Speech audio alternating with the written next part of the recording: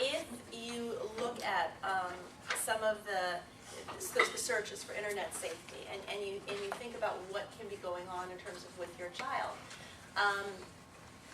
Apple did not have, with iOS 5, and some of you might know more about this than I do, who I'm not necessarily the most computer literate, and have to go to my son for sources and stuff, my 15-year-old son, to help me out. But if you look online at the iOS 5, they had very simple parental controls: turn it off, turn it on, and that was it. So basically, it was very limiting in terms of the control that parents could have when their child had the iPad or the computer. With iOS 6 now, there are more options.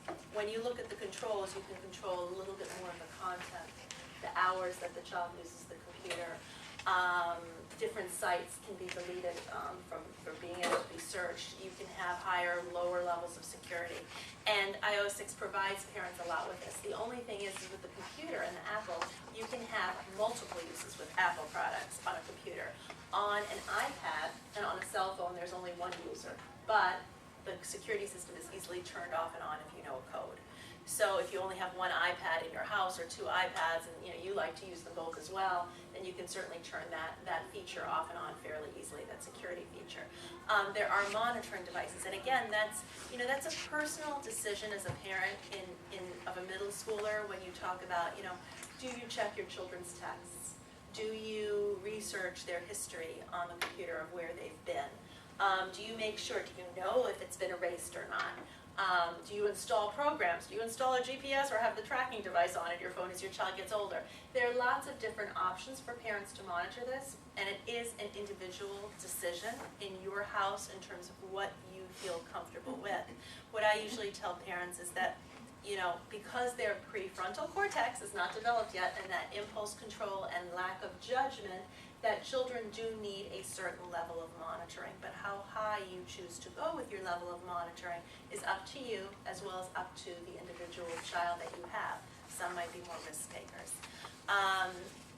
If you look at, too, what they're looking at online, YouTube videos, we say, are relatively safe and monitored for the most part. However, there are times, and quite frequently, which means every day, there are videos on there that are quite pornographic in nature that get removed after the fact they've been posted. For instance, one day I did a search, and the second graders were doing a report on the White House. And I went in and did a search on the White House in YouTube. And in doing the search, it came up with two men, did have small sheets over them, in bed together, making out, kissing in White House. So, this was the third video on YouTube when you type in this. So, and this was the second. So, really the things that are coming up are sometimes very unexpected. And so, what I do tell parents is that, where is their computer? Is it in the bedroom? Is it in the kitchen on a desk? Is it on the counter? Are you kind of there and around? But again, with the iPad, there are a lot of times where a child will be searching on its own, so it's important to have those talks with your children of what's appropriate, what's inappropriate, and it's not always a bad idea to have kids realize that you are watching them, If you look at the accessibility, you know maybe what they're watching on TV, but do you know that they're watching a lot of South Park videos on YouTube? A lot of kids in 6th, 7th grade, when we talk about inappropriateness, they say, oh yeah, South Park's my favorite, I love it. Well, is that something your parents know? Oh no.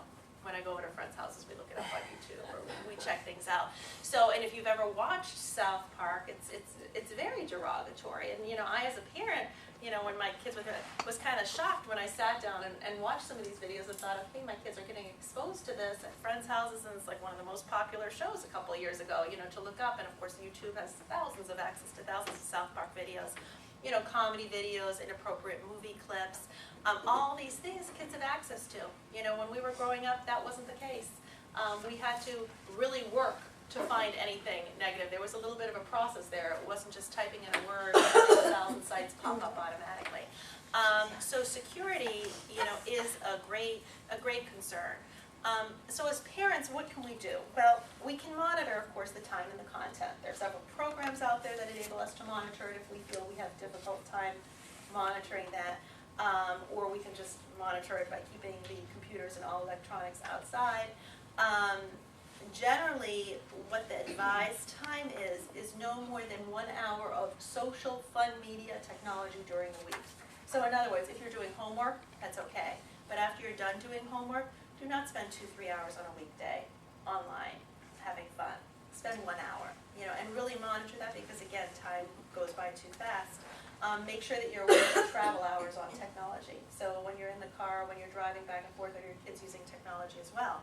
Again, that's fine, but remember also when you're in a car, sometimes as your teenagers get older and start to push away, it's really the only time you have them cornered to really talk to them. They're locked in. They can't go anywhere.